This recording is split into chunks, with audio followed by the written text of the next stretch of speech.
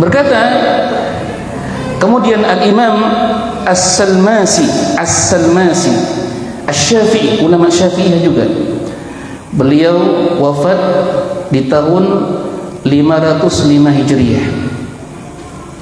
Dalam kitabnya Manazil A'immatil Arba'ah, kedudukan imam-imam madhab, beliau menulis dalam kitabnya, faman qala ana syafi'i, barang siapa mengatakan saya pengikutnya Imam Syafi'i, ya, ana syafi'i syar'i, saya pengikut Imam Syafi'i dalam masalah fiqih, ya, Asy'ari i'tiqad, dan saya pengikut Abul Hasan Al-Asy'ari dalam akidah.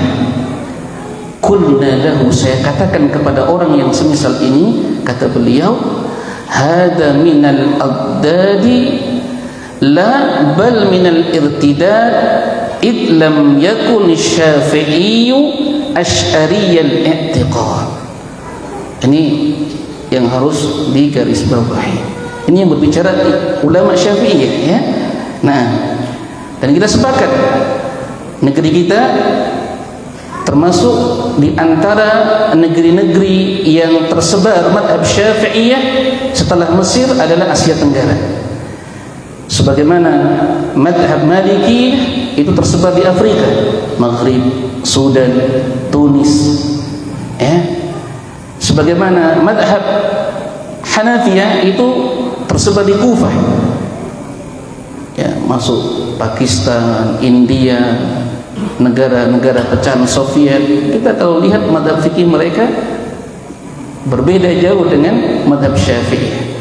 Dan Hambali tersebar di negeri Arab, khususnya Saudi dan sekitarnya, Yaman dan sekitar. Nah, maka beliau katakan, kalau ada orang yang berucap dengan ucapan semisal ini, saya pengikut Imam Syafi'i dalam fikih, tapi akidah saya Asy'ari, beliau katakan, qulna lah, saya katakan kepadanya, hada minal abdadi, ini sesuatu yang kontradiktif, la bal minal irtidad, bahkan dia keluar dari madhab Syafi'iyah. Bahkan saya memastikan, kata penulis, dia keluar. Irtidad itu artinya murtad, maksudnya murtad itu keluar dari madhab, bukan keluar dari agama, ya, keluar dari madhab Syafi'iyah. Kenapa? Idlam yakun Syafi'i asy'ariyyan i'tiqad, dikarenakan Imam Syafi'i beliau tidak memiliki akidah sebagaimana akidahnya Al-Imam Al-Asy'ari. Yang dimaksud di sini, ketika Abul Hasan Al-Asy'ari 30 tahun berkelana di atas manhaj Mu'tazilah, akhirnya beliau mendapat hidayah di akhir hidupnya di atas manhaj Ahlussunnah. Sebagaimana kitab beliau Al-Ibanah Kubra menjelaskan taubat dan rujuknya beliau dari manhaj dan akidah Mu'tazilah. Nah, tetapi qadarullah yang tersebar di negeri-negeri yang bermadhab Syafi'iyah justru adalah i'tiqad ketika beliau masih berada di atas manhaj Mu'tazilah, ya. Nah, ini yang perlu untuk diluruskan. Tetapi qadarullah yang tersebar di negeri-negeri yang bermadhab Syafi'iyah justru adalah i'tiqad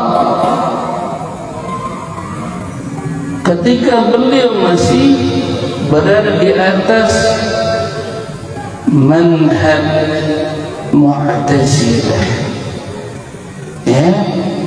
Nah, ini yang perlu untuk diluruskan.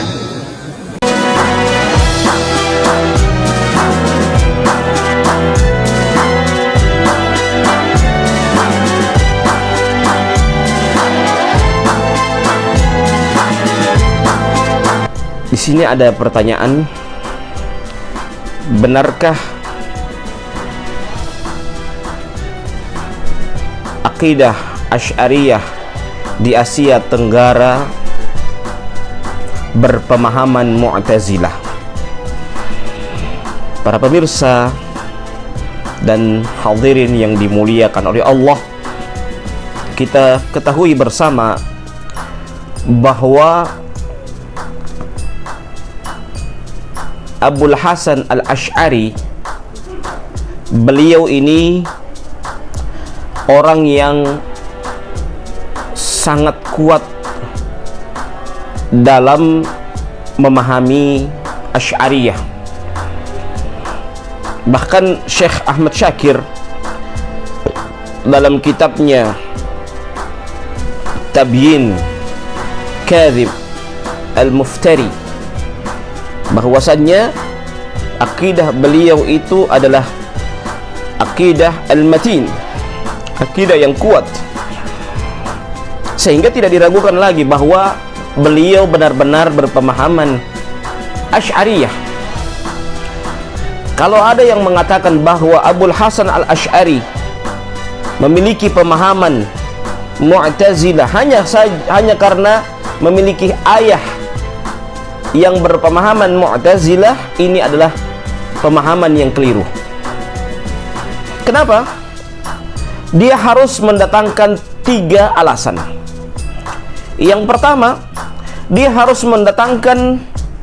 membuktikan adakah perkataan atau aqwal dari Abul Hasan Al-Asy'ari yang itu menunjukkan bahwa beliau pernah atau memiliki pemahaman Mu'tazilah. Ini yang pertama.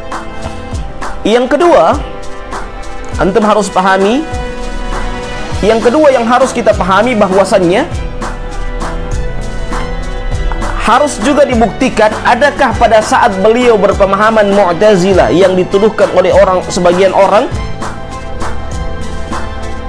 apakah beliau pernah memiliki murid? Karena beliau kan dituduh bahwa berpemahaman Mu'tazilah selama 30 tahun sampai 40 tahun. Ya, apakah ada beliau telah dalam sejarah bahwa beliau itu memiliki murid-murid, dan murid-murid itu dalam rentetan para ulama Mu'tazilah? Itu yang kedua. Yang ketiga, harusnya juga dibuktikan dalam tabaqat ulama al-Mu'tazilah, ya, harus dibuktikan bahwa Abul Hasan Al-Asy'ari di masa beliau terpengaruh atau masuk dalam kelompok Mu'tazilah, harusnya beliau masuk dalam tabaqat ulama Mu'tazilah. Kalau hal itu ada, maka beliau jelas pernah memasuki pemahaman Mu'tazilah. Kalau tidak ada, maka ini adalah tuduhan yang dusta. Ya, tuduhan yang dusta. Para pemirsa dan hadirin yang dimuliakan oleh Allah Subhanahu wa taala, maka oleh sebab itu kita harus mendudukkan sebuah masalah itu benar-benar secara ilmiah, ya. Makanya kalau kita membaca kitab, jangan sekedar qiraah, tapi apa? Istiqra' tam, ya. Istiqra' tam. Harus membaca secara sempurna dengan istiqra', meneliti, bukan hanya sekedar membaca, bukan hanya sekedar naqlul kalam, tetapi membacanya sesuai dengan penelitian-penelitian lebih lanjut. Ya, itulah cara kita membaca. Dan di antara hal yang harus kita hindari, dan ini pemahaman dari orang-orang yang berpemahaman Wahabi, yang pertama adalah ketika berbeda dengan mereka anggap itu adalah syubhat, mereka anggap itu adalah bid'ah, mereka anggap itu adalah suatu hal yang bersifat kekufuran yang berbeda dengan mereka, tanpa mereka meneliti lebih lanjut. Nah, inilah hal yang harus kita perlu dudukkan. Kalau kita anggap itu syubhat, seperti sekarang yang saya bahas ini, saya anggap itu syubhat, maka saya bantah dengan ilmu, bukan hanya sekedar kita isaah menebarkan berita-berita yang buruk kepada kaum muslimin, padahal kaum muslimin benar-benar berada di atas akidah yang benar, ya, akidah Ahlus Sunnah wal Jamaah, ya. Maka hal ini harus kita jaga baik-baik, ya. Jangan sampai kita asal mengatakan kepada saudara kita dengan perkataan, dengan tuduhan bahwa hal itu adalah hal yang syubhat atau hal yang bid'ah. Ini yang pertama. Yang kedua, pada saat kita berbeda, harusnya kita berbeda. Tatkala berbeda, kita harus lapang dada.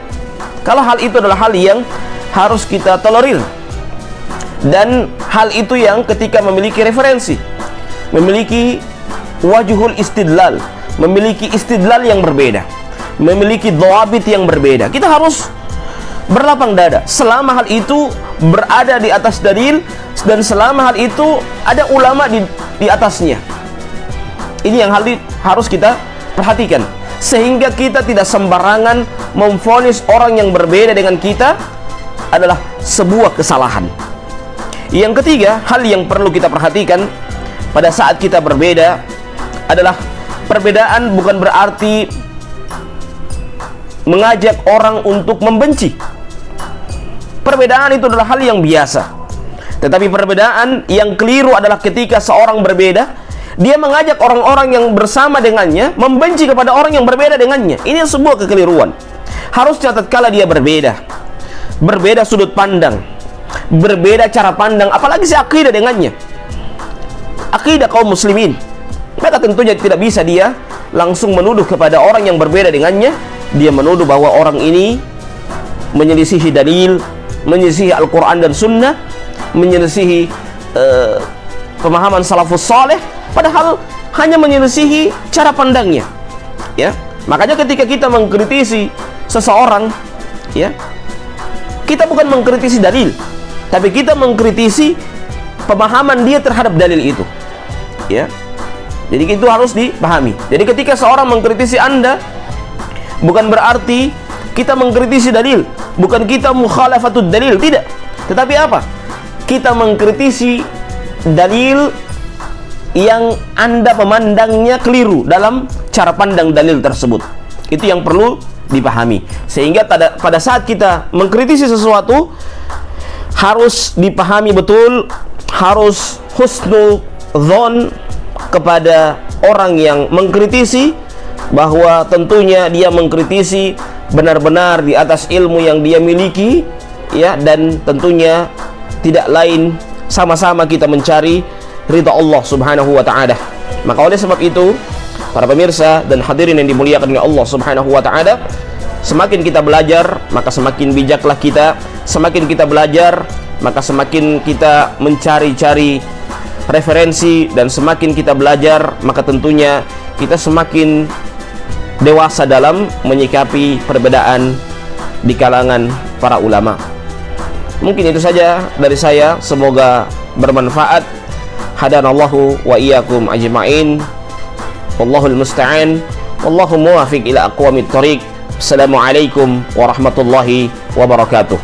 Bisakah hati wahai tanah airku, cintaku dalam imanku